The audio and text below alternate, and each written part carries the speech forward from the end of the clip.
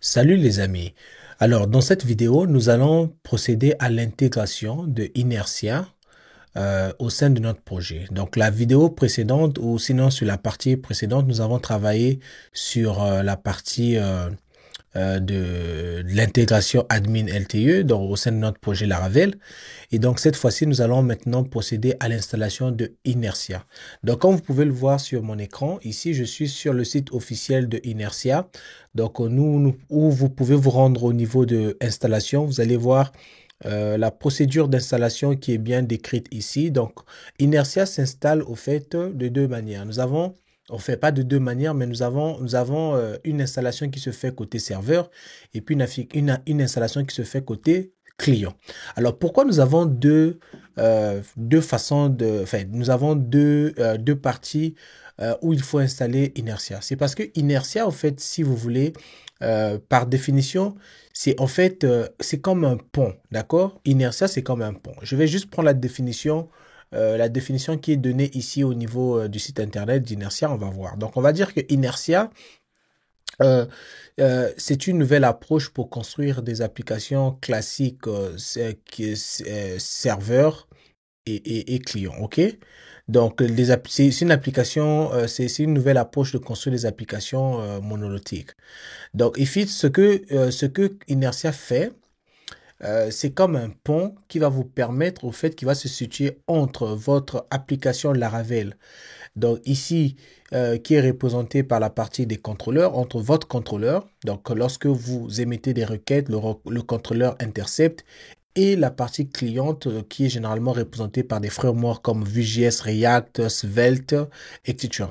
Donc ce qui va vous permettre de faire, c'est que à l'époque, quand il n'y avait pas Inertia, lorsque tu voulais interagir avec une application Laravel, il fallait avoir en fait une API côté Laravel qui devait être retournée et le client devait donc se saisir de cette API pour afficher les informations. Et donc ça partait avec tout ce que vous savez là. Il fallait être authentifié, il fallait avoir un jeton d'authentification, il fallait utiliser quelque chose comme Sanctum ou bien Passport. Pour donc d'une part au niveau de Laravel avoir en fait l'API qui est implémentée et puis du côté du client en fait avoir accéder à cette API et avoir également les jetons d'authentification, etc. Mais avec Inertia, au fait, ce pont a été établi de telle sorte que vous avez la possibilité, depuis votre contrôleur, de retourner, au fait, une vue client, qui dans ce cas, soit en React ou en Vue.js, et vous pouvez directement passer les données à cette vue, de telle sorte que vous n'avez plus besoin, en fait, de faire ces appels d'API pour récupérer les informations. Et non seulement que vous pouvez le faire, mais au niveau du client, vous avez également la possibilité d'exécuter des requêtes de type post, get, ou même des requêtes qui vont occasionner le rechargement de pages. Et vous avez la possibilité également de garder l'état euh, au niveau du client. Donc, c'est vraiment quelque chose de très, très, très, très sophistiqué. Et donc, ça vient faciliter le développement des applications dans ce sens-là. Donc, Inertia, c'est ce que nous allons donc utiliser dans notre projet. Et donc, sans plus tarder, je vais procéder à l'installation d'Inertia. Donc, pour installer Inertia, je l'ai dit tantôt, il y a la partie serveur et puis il y a la partie client. Donc, pour commencer avec la partie serveur, on a besoin de cette instruction composer. Donc, je vais tout simplement ouvrir ma console ici et je vais lancer l'installation de cette commande. Pendant que ça s'installe, alors, on va descendre ici. Qu'est-ce qu'il nous dit? Il nous dit que voilà, Inertia a besoin d'avoir une vue qui sera comme la vue principale à travers laquelle notre application, en fait, toutes les autres parties de notre application vont venir s'imprégner ou sinon ils vont venir s'ajouter. C'est-à-dire qu'on a besoin d'une vue qui sera mère, une vue principale, et puis les autres vont venir s'insérer à l'intérieur de cette vue. Donc, par convention, cette vue va s'appeler app.blade.php parce que Inertia s'attend à ce que la vue s'appelle app.blade.php. Donc, nous allons créer une vue qui va s'appeler comme ça et nous allons coller le code qui est ici. Donc, je vais tout simplement venir ici au niveau de Visual Studio Code. Voilà, donc je vais créer au fait ici, je l'ai déjà créé. En fait, cette vidéo, je la réenregistre parce que quand je l'ai enregistrée tantôt, j'étais en train d'afficher, je voulais afficher, au fait, certaines interfaces, mais, en fait, lorsque j'ai visualisé la vidéo, ben, ces interfaces-là, ne s'affichaient pas. Donc, j'ai dû la refaire. Donc, vous allez juste considérer que vous créez, au fait, un nouveau fichier ici, dans le dossier views, app.blade.php, et vous allez tout simplement, donc, ici, coller tout le code que nous avons pris au niveau de notre documentation tout à l'heure. Donc, qu'est-ce qu'on a dans ce code-là? Ben, rien de compliqué, hein. Nous avons une page HTML, mais dans laquelle, au fait, nous avons, on récupère les dépôts, donc les assets qui sont générés par Vite, et puis on récupère et on met également du code qui sera injecté par Inertia, parce que Inertia a besoin de ça. Il va injecter son code ici pour son fonctionnement. Donc, une fois que c'est fait, alors nous avons juste besoin d'exécuter au fait cette commande qui va au fait créer la middleware. Donc, la middleware, c'est cette classe-là qui va au fait s'exécuter à chaque fois que nous allons faire une requête sur notre application Laravel. Il y aura au fait cette middleware qui va s'exécuter pour justement avoir accès à certaines informations pour un meilleur fonctionnement de Inertia. Donc, Inertia va se servir de cette middleware pour faire certains ensembles de traitements avant que notre requête n'arrive au niveau du serveur et avant qu'il quitte le serveur pour arriver au niveau du client. Donc, ce que nous allons faire ici, nous allons tout simplement ouvrir notre console ici et on va également coller cette commande et on va l'exécuter. Donc, il va créer cette middleware et donc, une fois qu'il a créé cette middleware, alors, on revient au niveau de la documentation. Qu'est-ce qu'il faut faire encore? On nous dit, en fait, il faudrait inscrire cette middleware qui a été créée à l'intérieur de notre fichier app.php qui vient du dossier Bootstrap. De telle sorte que au niveau de notre groupe de middleware web, donc lorsque le projet va être monté, eh bien, notre middleware sera prise en compte par rapport à la route web. Je vais vous expliquer ça tout à l'heure. Donc, je vais juste copier le code qui est ici et je vais venir ici au niveau de mon projet. Je vais chercher ici app.php. Donc, c'est à l'intérieur du dossier Bootstrap. Et ici, à l'intérieur de with middleware, je vais ici venir rajouter mon middleware du groupe web ici. Donc, une fois que je fais ça, j'enregistre le fichier. Bon, on me dit que, alors, ici, handle, il est déjà là. OK, c'est importé, c'est correct. Donc, j'enregistre ici. Je reviens également ici. Donc, là, après, tout ce qu'on me demande de faire, c'est de créer un fichier et puis d'essayer d'exporter Inertia. OK? D'essayer de renvoyer Inertia. On va voir ce que ça va donner. OK, je vais tout simplement faire ce qu'il me demande de faire là. Alors, nous, par contre, ici, quand on vient au niveau de web.route, nous avons en fait, nous retournons la vue ici. Donc, pour retourner la vue ici, moi, ce que je vais faire, je vais tenter de retourner en fait une page. Je vais retourner en fait une vue, un composant vue, ok? Donc, je vais ici faire inertia. On a la possibilité de faire inertia, deux points, render. Mais ici, au fait, ce que je vais faire, c'est que je vais juste tout simplement faire inertia. Je vais appeler la helper function. Donc, cette fonction, en fait, c'est la fonction qui va nous permettre, en fait, de retourner, en fait, un composant vue, un composant client, qui va être donc lié à inertia. Donc, on peut passer des propriétés à ce composant, etc., etc. Donc, ici, je vais tout simplement lui dire, mon composant va s'appeler, par exemple, welcome, OK? Et je vais lui retourner une valeur. De la valeur que je vais lui retourner, ça sera username. Et là, ça sera par exemple Yann Bonvi, OK? Donc là, j'enregistre mon truc, OK? Alors, je reviens au niveau du web ici. Donc, au niveau de mon application, je vais tenter d'accéder. Vous voyez, nous avons une erreur qui est bien ici. L'erreur dit quoi? On vient au niveau de la console. L'erreur dit que, voilà. Il dit que tape erreur, cannot, il n'a pas trouvé inertia, vue 3, etc., etc. Donc, en fait, nous avons en fait notre vite qui n'arrive pas au fait à décrypter exactement. Déjà, il n'arrive pas à trouver ce fichier parce que welcome, il ne le trouve pas, mais il n'arrive pas également. En fait, il ne comprend tout simplement pas tout ce que nous avons mis ici là. Donc on va continuer notre installation parce qu'on n'avait pas fini, ok? Il reste la partie client. Donc dans la partie client, il y a quand même deux, trois choses à faire avant de pouvoir espérer que notre code marche. Donc ici, il faut commencer par installer Inertia slash Vue 3.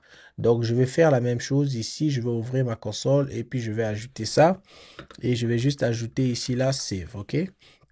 Juste pour qu'il enregistre ça au niveau de mon package.json. De telle sorte que à chaque fois, si jamais je vous partage ce code, bah, vous allez tout simplement faire un npm install, et bien, il va installer tout ce que vous avez besoin. OK? Donc, ça va rester dans le package.json en faisant un save. Alors, ensuite, une fois que j'installe Inertia Vue comme ceci, je dois initialiser mon application. Donc, je vais juste copier tout ce qui est ici. Et je vais tout simplement venir au niveau de mon dossier app.js. Dans l'intérieur de mon dossier app.js, je vais tout simplement coller tout le code qui était là. Donc, c'est comme je vous ai expliqué, je l'ai fait bien avant. Désolé, mais voilà. Donc là, je colle le code qui était là. Alors, avant, on avait aussi un code, ok? Si vous remarquez, on avait un code avant de coller le code qui était là. Eh bien, ce code-ci, je l'ai déplacé à l'intérieur du fichier bootstrap.js. Donc, toute la partie où on importait les plugins admin LTE là, je l'ai déplacé, je l'ai mis à l'intérieur de bootstrap.js et j'appelle bootstrap.js ici comme on le faisait avant. Donc, il n'y a rien de bien compliqué ici là. Alors, donc, en fait, ce code, qu'est-ce qu'il va faire? Ce code, vu que le fichier app.js, si vous remarquez, c'est le fichier qui est appelé, au fait, au niveau de notre Vite, notre configuration Vite. Donc, Vite, au fait, lui, il considère que notre application, en fait, est exécutée à partir de ce fichier, donc la partie cliente. Donc, ce fichier-là sera interprété. Alors, qu'est-ce que ce fichier va faire? Ce fichier va créer une application Inertia. Et dans cette application Inertia, ce fichier a deux méthodes. Il y a la méthode setup et puis il y a la méthode resolve. La méthode resolve, c'est celle qui permet de dire où est-ce qu'il va trouver tout le code que Inertia va se servir. Où est-ce qu'il va trouver le code qui correspond à une application Inertia. Donc ici, on lui dit, écoute, tu vas rechercher partout à l'intérieur du dossier page et tous les dossiers qui vont être créés par la suite, mais au final, tous les composants ou tous les fichiers qui auront une extension .vue, eh bien, c'est ces fichiers-là, au fait, que toi, tu vas, au fait, résoudre. C'est-à-dire que c'est ça, ce sont ces fichiers-là que tu vas gérer. Et puis, par là, dans le setup, ici, maintenant, on définit comment on va créer l'application. Ben, on crée l'application en appelant la méthode createApp qui vient de Vue. Donc, ça, c'est juste du Vue.js, il n'y a rien de bien compliqué ici. Et ici, on lui dit, voici, tu vas créer l'application, tu vas rendre tu vas rendre en fait notre composant, etc., etc. Donc là, je vais tout simplement m'arrêter ici pour l'instant pour ne pas que je puisse apporter beaucoup plus de confusion à ce stade-là. Donc, une fois que ça c'est fait, alors si on revient ici, vous allez voir que au niveau de notre application, on a toujours une erreur, la même erreur qui est là parce qu'au fait, il n'arrive toujours pas à trouver, il y a quelque chose qui ne va pas. Donc ici, si on revient au niveau de notre code, pardon, vous allez remarquer que nous sommes entrés au niveau de notre route. On veut retourner un fichier, une vue welcome, mais welcome n'existe pas. Donc, c'est certainement ça le problème. On va commencer par créer welcome. Donc, rappelez-vous, dans le fichier app, nous avons dit que c'est dans le dossier page que nous allons écrire tout le code qui va utiliser Vue.js ou qui va utiliser Inertia également. Donc, il faudrait que ce dossier puisse exister à l'intérieur du dossier JS. Parce que notre app ici, se trouve à l'intérieur du dossier JS et nous avons dit à la racine de ce dossier, regarde le dossier page. Donc, il faudrait que à la racine de JS ici, nous puissions avoir le dossier page qui soit créé. Donc, je vais créer le dossier page ici et à l'intérieur de page, je vais justement créer mon composant qui va s'appeler welcome.vue. OK? Et à l'intérieur, je vais écrire juste un peu de code de Vue.js, rien de bien compliqué ici. Je vais juste dire bienvenue. OK, bienvenue. Et on était en train de passer, on a passé une variable username. Dans la variable username là, où est-ce que je vais l'avoir? Bah, je vais l'obtenir. Ici, je vais utiliser Vue3. Je vais utiliser en fait le setup ici, en fait, le setup, si vous voulez, c'est avec Vue, on a deux parties. On a la partie Composition API et puis on a la partie Option API. Donc, moi, je vais utiliser la partie Composition API. La Composition API, c'est vraiment cette nouvelle partie cool à partir de Vue 3 où on pouvait écrire du code parce que, où on a juste la tag script et puis on ajoute le setup et on peut écrire, en fait, à l'intérieur de ce champ vraiment de façon un peu libre. Avec le Option API, c'était comme un grand composant, un objet au fait JavaScript qu'on avait et il fallait au fait définir par exemple des propriétés et puis des valeurs. Alors qu'ici, on va écrire du JavaScript un peu comme de façon un peu comme libre, hein. Pardonnez-moi le terme, mais c'est le seul moyen que je trouve pour expliquer ça pour l'instant, mais on va en parler un peu plus dans les détails au fur et à mesure qu'on va avancer. Donc ici, ce que je vais faire, c'est que je vais lui dire, écoute, ce composant va avoir des propriétés parmi lesquelles, donc je vais définir, on a define props, ici, qui nous permet en fait de définir quelles sont les propriétés que euh, mon fichier va avoir. Donc je dis, je m'attends à recevoir un username qui sera du type string, ok? Voilà. Donc ça, c'est une information que je m'attends à recevoir qui va provenir de mon serveur. Si vous remarquez ici, on passe bien le paramètre ici à notre fichier ici. Donc là, une fois que c'est fait, j'enregistre, je reviens au niveau du web. Alors là, au moins, on a une autre erreur. Alors, c'est quoi l'erreur que nous avons ici? L'erreur que nous avons ici nous dit qu'il n'a pas pu, au fait, il n'a pas pu parser notre fichier. En fait, il a essayé de retourner ça, mais il n'arrive pas à parser cela. Et parce qu'il est assez intelligent, il dit, je pense que la raison pour laquelle je n'arrive pas à parser ce type de fichier, c'est parce que le plugin de Vue n'est pas installé. Vite a besoin de ce plugin-là. Donc, en fait, ce que vous devez comprendre, c'est que Vite, parce que Vite pointe sur le fichier app.js qui est lui-même ici et on essaie de créer au fait une application Inertia et on va parcourir au fait tous les fichiers qui se trouvent dans page. En fait, Vue a besoin de savoir comment il va faire pour parser en fait l'information qui est écrite à l'intérieur parce que de façon par défaut, Vue ne comprend pas cette syntaxe. OK? Donc, il a besoin de comprendre, il a besoin de savoir comment il va faire pour traiter ce type de fichier, comment il va faire pour le parser, pour le convertir en du JavaScript que le navigateur va comprendre.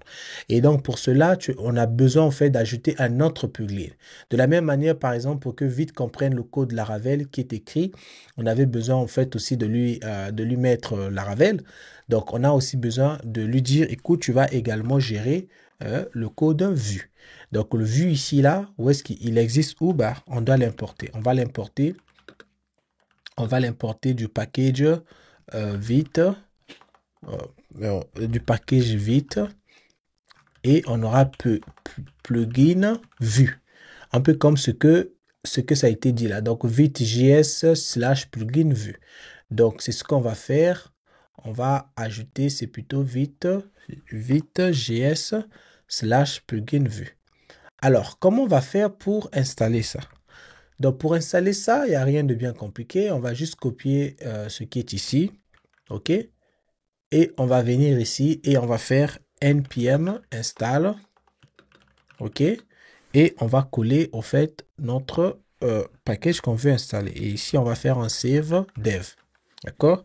Donc, save dev, c'est pourquoi? Parce que je vais enregistrer cette dépendance comme étant dépendance rien que pour le développement. Je vais vous montrer tout à l'heure ce que ça fait. Donc là, on va exécuter notre commande. L'enregistrement s'est produit. Si on recharge la page, rien ne change. On va tout simplement faire une petite modification ici pour pousser au fait Vite à recharger la page, à recharger à réexécuter le tout. Et comme on peut le voir ici, bam, nous avons bel et bien notre information qui est retournée. Donc, nous avons Vite qui comprend très bien notre code Vue.js. Donc, à ce stade-là, on peut dire que notre intégration s'est bel et bien passée. Donc là, les amis, alors, tout ce qui nous reste à faire ici, c'est tout simplement au fait de maintenant avoir les layouts, OK?